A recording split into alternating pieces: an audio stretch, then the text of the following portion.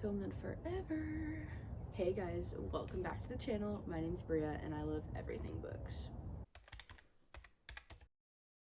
It has been way too long since I've done a wrap-up video. I did one for January and February, and then I read next to nothing in March. So we're doing a March and April combined, what I read. And it is literally gorgeous out, so we're outside.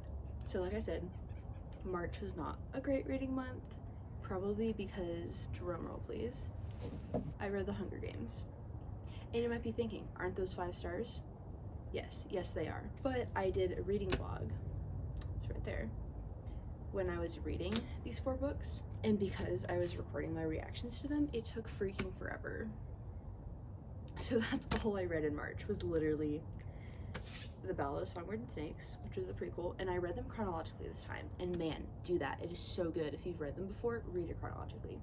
So I read The Ballad of Songbirds and Snakes, 5 star. Hunger Games, 5 star. Catching Fire, 5 star. And Mockingjay, 5 star. So incredible series. That was a lot of fun to read, and I haven't read them in like probably 2 years, but it just took forever because I was recording myself reading them. So that kind of put me in a bit of a reading slump because every time I was reading, I was filming my reaction live. So yeah, but I was trying to get them reread to read Sunrise on the Reaping. I was so excited for that. So I got through these books, and then since I was kind of in a reading slump, I just picked up a reread, which is Argyle by Ellie Conway. As I had a trip that I went on that was like a 4-hour drive there and back. So I read this entire book in almost one day. Yeah, I think I had like a few chapters left at the end of the day, and I was like, I'm just gonna read this tomorrow. But this book is really good.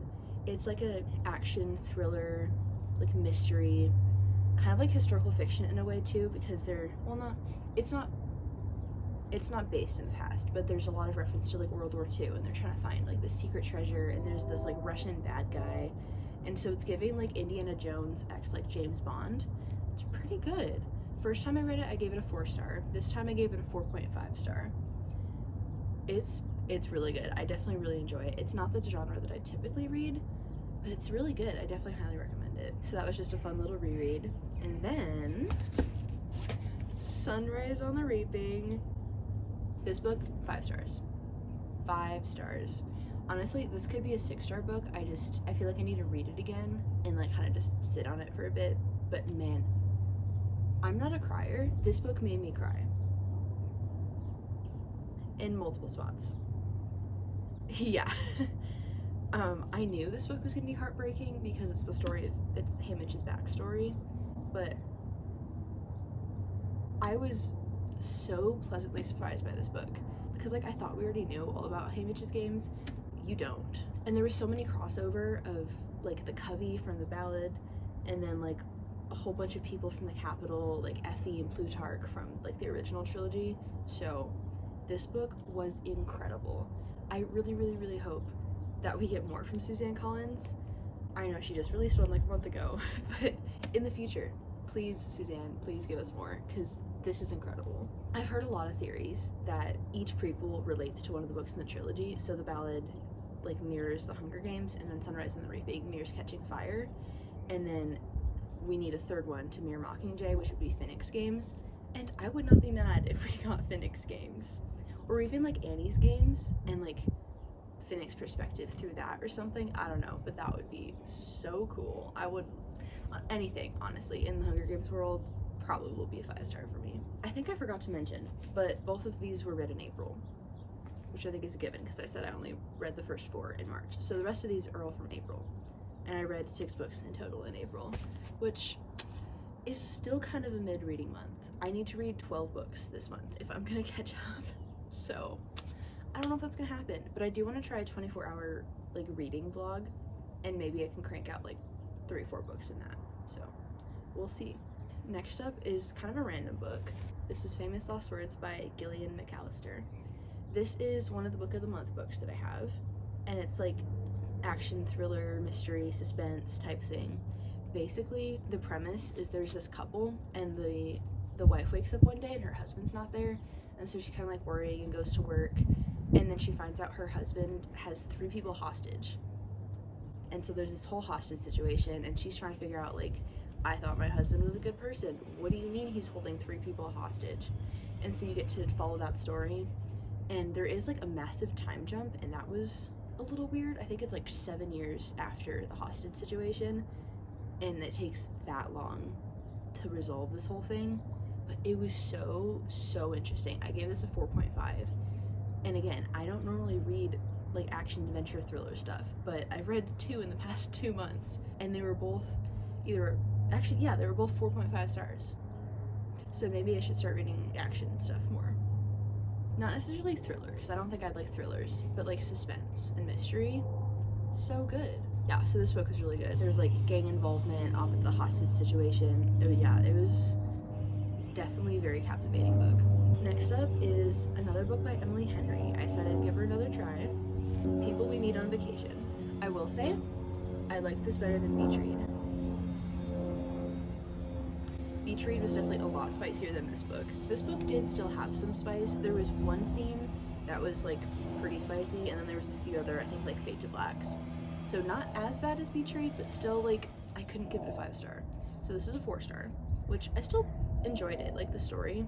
Although their miscommunication trope, I really don't like miscommunication trope because it's so stupid. Like, this couple went literally years and years and years. Actually, I don't want to spoil. I feel like that's gonna spoil the plot.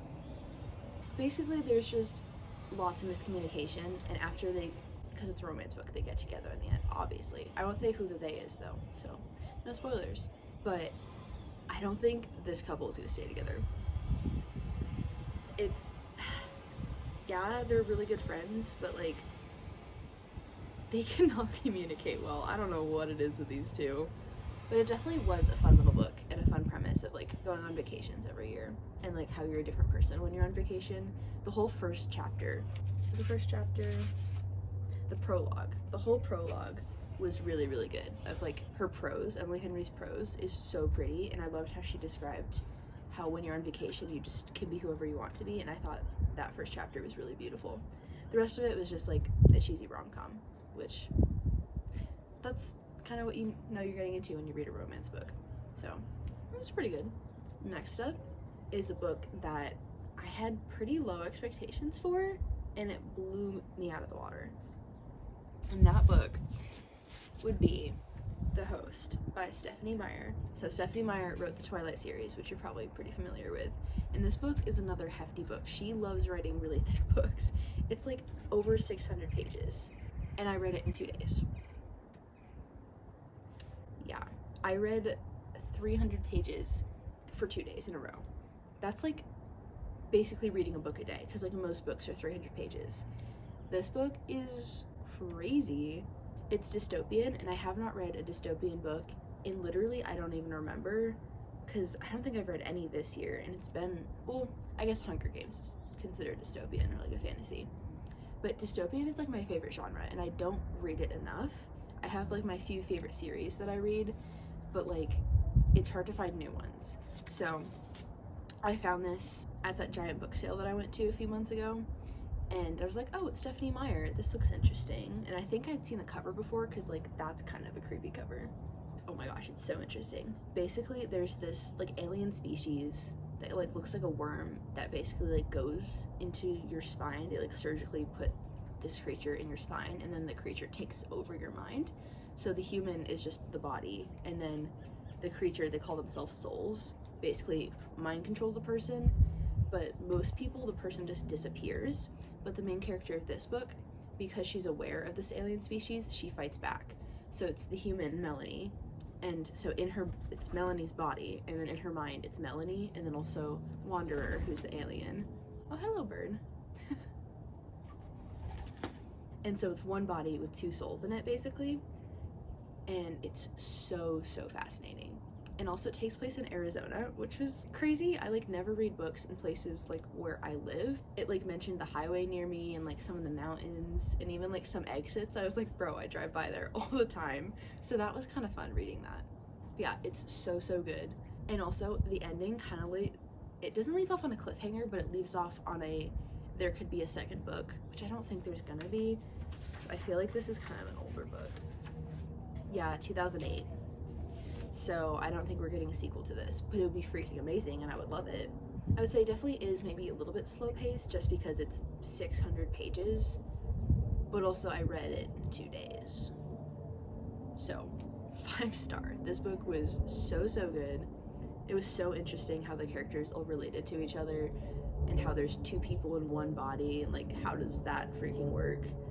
Yeah, and the ending was very satisfying. I love how they ended it. It was super good. Definitely recommend. And then last but not least, this is an author that I've never read before, but I have a few of his books because I also found them in the same place, same time I got this book actually, and that is Frederick Bachman. I read A Man Called Uva? I think it's Uva. I'm not entirely sure, but this book was really good. It's Frederick Bachman actually writes in Swedish. It was a Swedish book translated into English, which I think is the first time I've ever read like a translated book, which was kind of cool. I really liked his prose. It's very cozy and like wholesome, even though the topics in this book are not cozy or wholesome. It was kind of jarring. Like the first 2 chapters, you're like, oh, it's this guy named Uva, and he's kind of just like living in his house in his neighborhood, and like everything is like the cover, like the colors really give you a vibe of like what his prose is. It's very just like chill and wholesome, and like imagine like sitting by a fireplace drinking a cup of tea just like reading this book. What happens in this book is not cozy whatsoever. Basically, without spoiling too much, Uva has just become really depressed with life. He's probably like, I don't know, 70 or something like that, pretty old. He doesn't really have anyone in his life anymore, and he just gives up on life and tries to himself multiple times. I don't know if I can say the word on YouTube, but yeah, he is just done with life and he's just trying to end his life. And it's so interesting how Frederick Bachman writes, because it's not like scary or sad or anything. It's just like, and then he did this, and then I don't know, it was really interesting. But the whole story, like at the end, it's really wholesome, of like found family and like finding purpose when like you don't think you have purpose anymore. So it was a really beautiful story. And there's also a movie, so I watched the movie, and the movie's not dubbed or in English, so I watched it in Swedish with English subtitles. That was definitely really interesting. But the movie did a really good job portraying what happens in the book. Obviously, like, you can't put as much in a movie as you can in a book. But if you read the book, watch the movie, it's pretty good. So yeah, I gave this one a 4-star. It's a pretty solid book. I really like his prose and the way he writes, so I'm definitely excited to keep reading. I also have Anxious People by him, and then the first 2 books in the Beartown trilogy. I've heard Beartown is like incredible. I know Sarah Caroli like loves those books, and they're like 5 stars. So I have high hopes for Beartown specifically. I don't really know anything about Anxious People. I just found it and bought it. So yeah, Man Called Uva, pretty good. So these are all the books that I read in March and April. It's honestly, when I put them together, that's literally so many pages. Like, I tell myself that I had a bad reading month, but also most people don't read this much in a year. So I think I'm doing good. But yeah, I think I did pretty good these past 2 months. Found quite a lot of 5 stars. I mean, obviously Hunger Games is a given 5 stars, but then The Host was a 5 stars, and then we found several 4.5s. So pretty solid 2 reading months. That'll be it for this video. Thanks for watching. Don't forget to like and subscribe. And I'm hoping to put out a lot more content this summer because I'm finally home for summer break. So no more school for the next like 4 months. So we'll see how much I can read and how much content I can get out. See you next time.